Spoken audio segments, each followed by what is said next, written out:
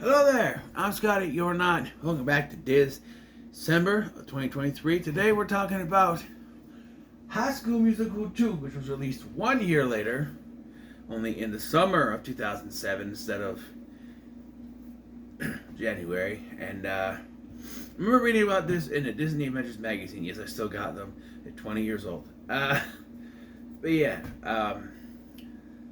because my grandma gave me the subscription, and I had it for years. I think this was towards the end, though. And it's toward the end of its run, I think, too. But, yeah, I remember that.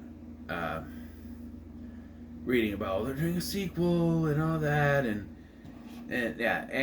this. But, okay, I remember when I saw the trailer for this, when it came out on Disney Channel, I'm like, wait, a movie called High School Musical is not taking place in high school. Like, you could dismiss the fact that there was no musical. Like, we never saw the school musical they were setting up for, because the movie was called High School Musical. The only reason this movie can be called High School Musical is because it's a sequel to this movie. Otherwise, it's not a high school. Only the first part of the movie takes place in high school. Then it's the end, and they go to a country club for the summer. So yeah, that's the story. It's summertime, and the gang has jobs at this country club that is owned by Sharpay and Ryan's parents. And while there, Sharpay hatches a scheme to get Troy all to herself, which includes helping him get a scholarship to the U of A, University of Albuquerque, in New Mexico, which, spoiler alert, he doesn't end up going to. That more in the third one than anything. But lured by such fancy things, his friends feel betrayed, and of course there's music and dancing and stuff. And yeah, so I remember when this premiered, I was at my grandma's house. Again, we had this thing growing up where every other weekend would be at my grandma's, and I carried that tradition until I was in my early 20s, at least. I moved out here, and I was still had that tradition, and then it stopped. I started hanging with my friends, and that went away, which my grandma was proud of. She would have kept doing it if I kept wanting to, but she was glad. And my siblings eventually stopped too, earlier than me, of course, but I am autistic, so there's a thing. They have disabilities too, but not as bad as mine. But yeah, I remember I watched this there. I remember the ending to this shocking me, because I didn't expect it. And, like, having rewatched this several times afterwards, it is obvious what is going on, but,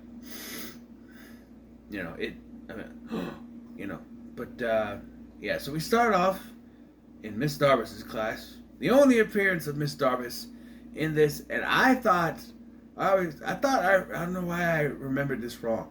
I thought she showed up at the talent show thing at the end, but she's not there. But she's here with an ever increasingly bigger clock behind her as they count down the days to summer. You know what I mean? It kind of reminds me of, you guys ever seen the Tiny Toon Adventures feature film entitled How I Spent My Summer Vacation? At the beginning, they are counting down the numbers to strike three. There's a whole song about it.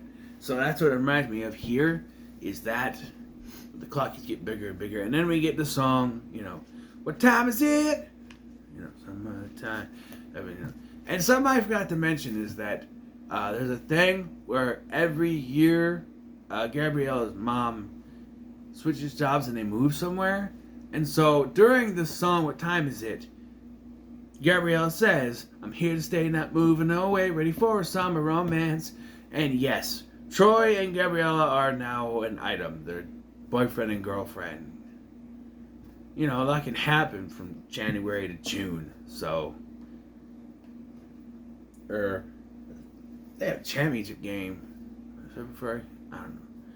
What basketball game is it? Well, I guess. But Albuquerque, New Mexico, there's no snow anyway. I guess. I think it might snow in Albuquerque, but who knows? They picked a place that didn't have to have snow. And I don't even know if it's true if they have snow there or not. But anyway.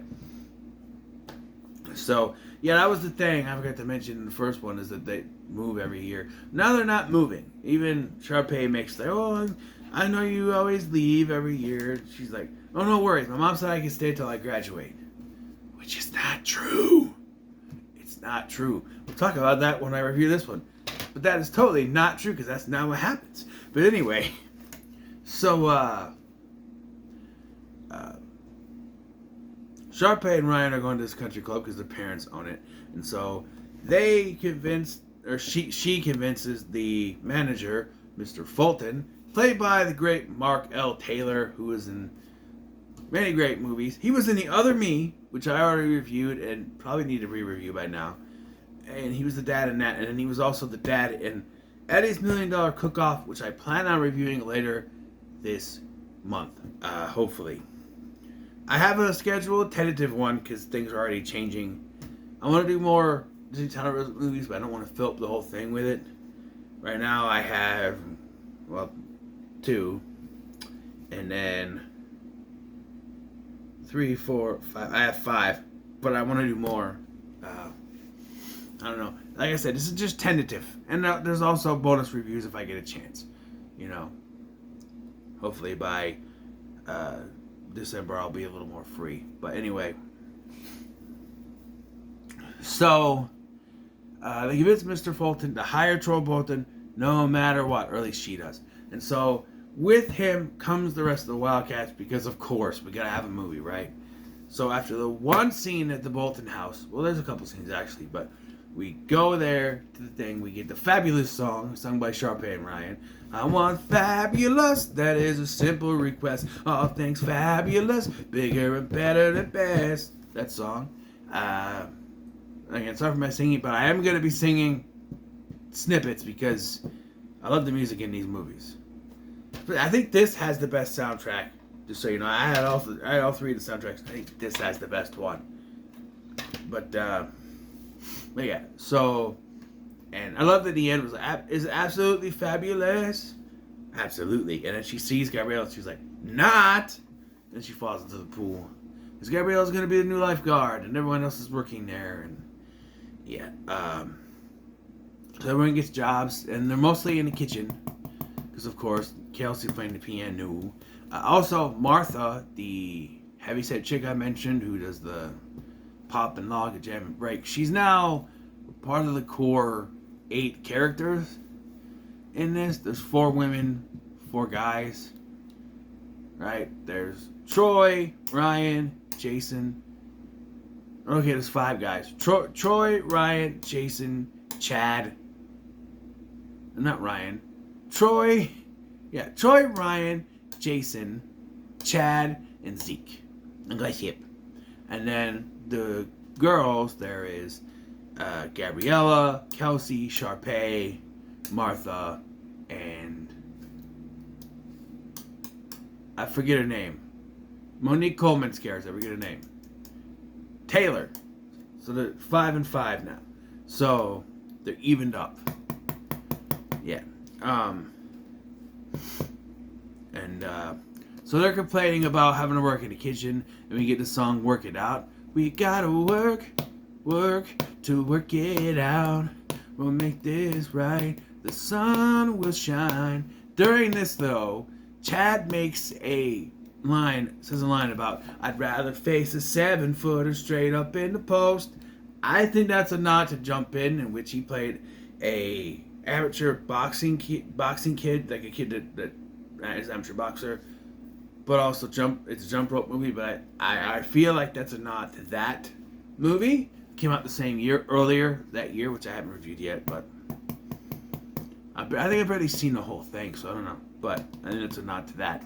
But yeah, we get this, and they're gonna come together. But Sharpay has the schemes.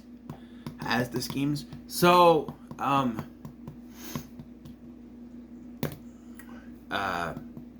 Troy takes Gabriella to a picnic on the golf course.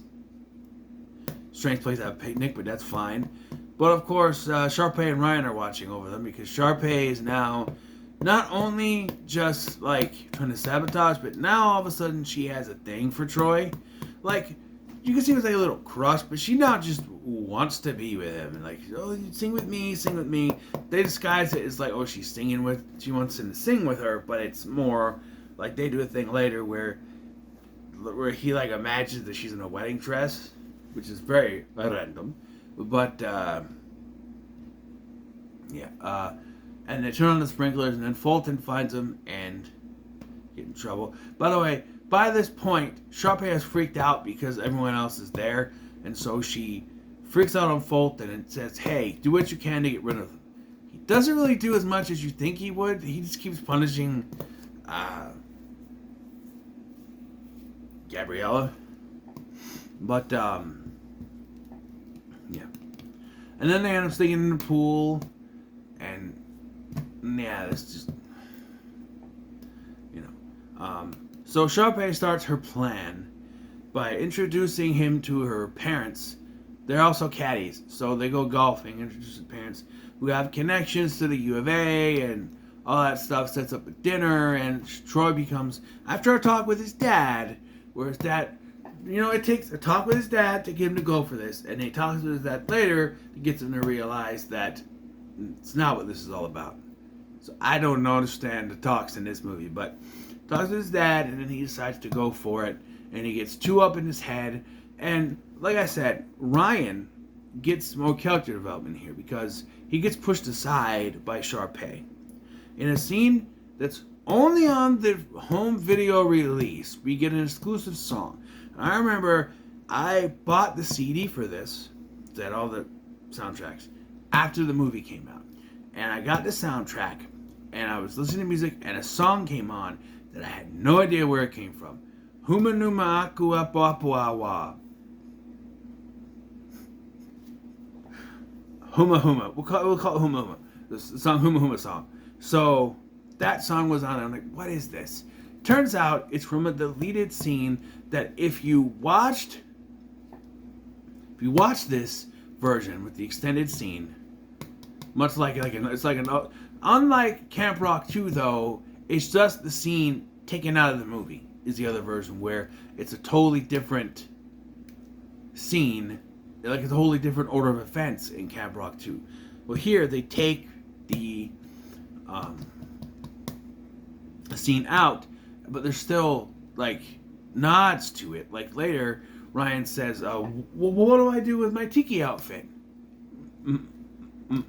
My tiki warrior outfit. She goes, sell it. And then later, she's like, get your tiki warrior outfit.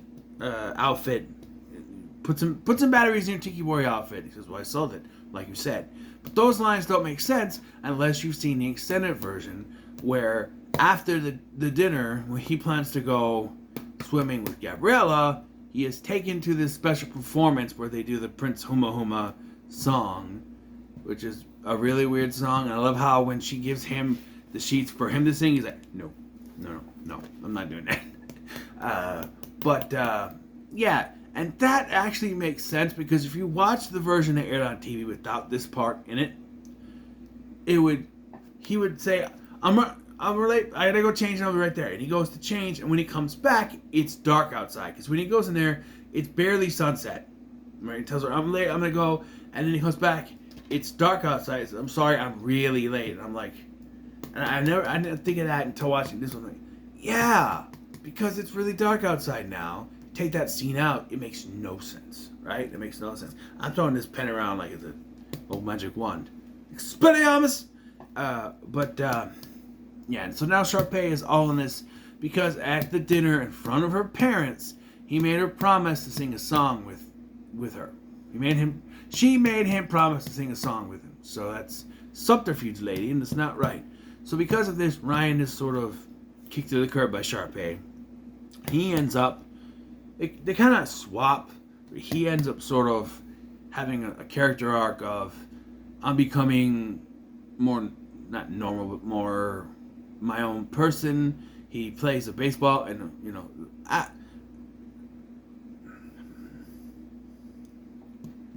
Come on, I don't dance. I know you can. Not a chance. I don't dance, which is another good song. And it's, and you'll notice with the music, most of them were focused around Ryan, Sharpay, Gabriella, and Troy. Here, like, more of the cast gets, Chad gets to sing. This is Chad and Ryan singing this one, and there's more to it, I forgot about You're the Music and Me. That's earlier, where he agrees. So here's the thing. Earlier on, they do You're the Music and Me. He agrees to do the performance, and then when Sharpay is telling him, he's like, "No, I'm just here to do the job, hang with my friends. I'm not doing that." I'm like, "But they already signed up the thing." But because Troy is now focused on his college career, Ryan is now helping out the others with the performance because the staff get to do one performance. So he's helping them out. Which Sharpay says that he's portraying her. You portrayed him first, okay? But she tells Kelsey to transpose the song You Had Music in Me in her key, which, much like what I've been looking for, is just a fast-paced version, which is really weird. I hear my favorite song, I know we belong, 'cause you are the music in me. It's like, it's very fast-paced version of, the other one wasn't even that slow. But of course, transposing to her key means make it go faster, I guess. 'Cause I don't think she and Gabriella are that far apart in pitch, to be honest. But at this point, Gabriella has had enough, and she quits. And we get like a wonderful song on my own that she sings about going on her own, and she leaves.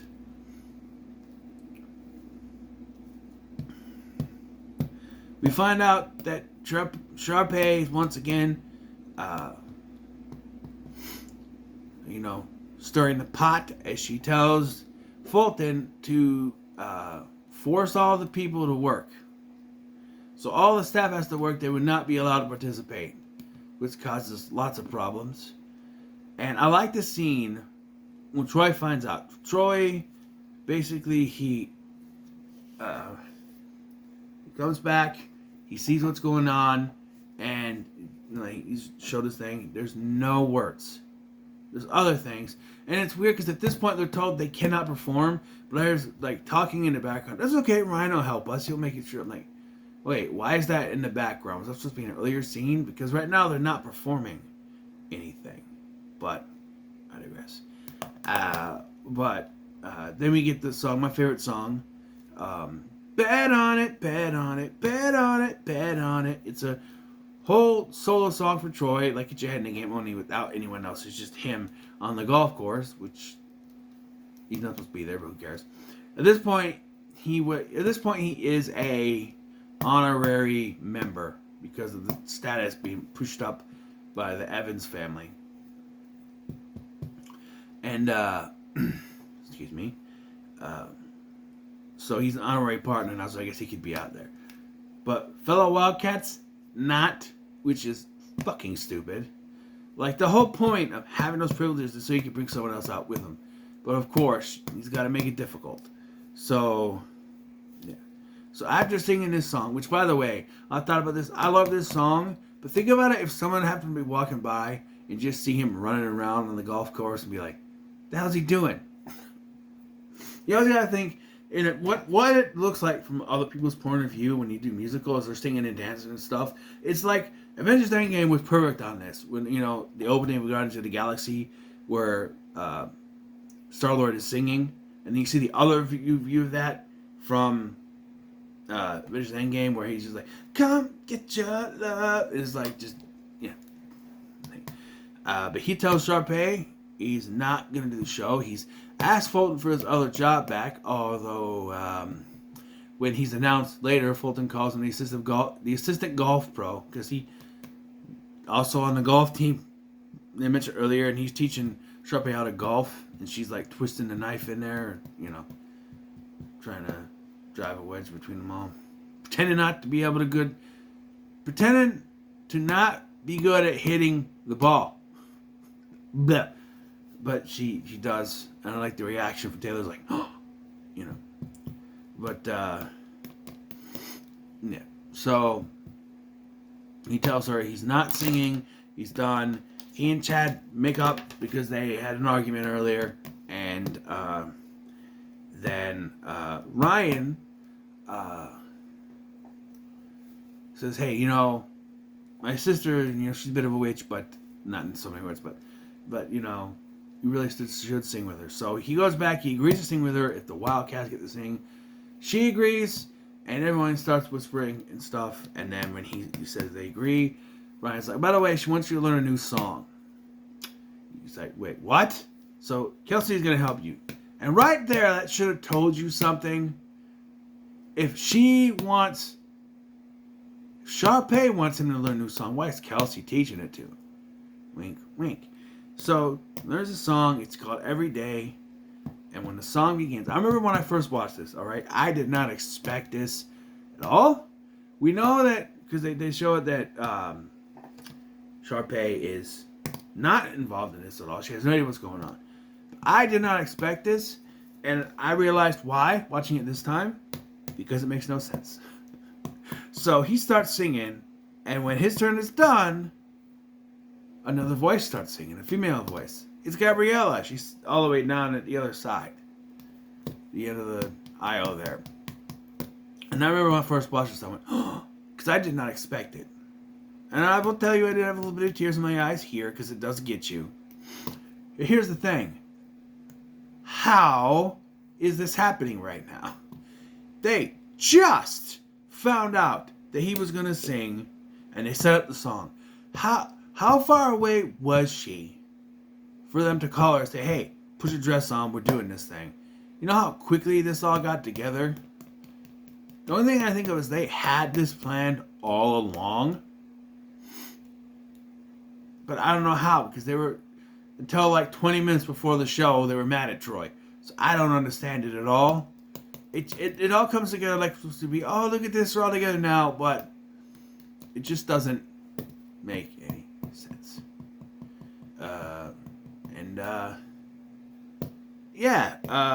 And then we get the reprise of "You Are the Music and Me" at the end, where they're all standing with these lantern things on a hill.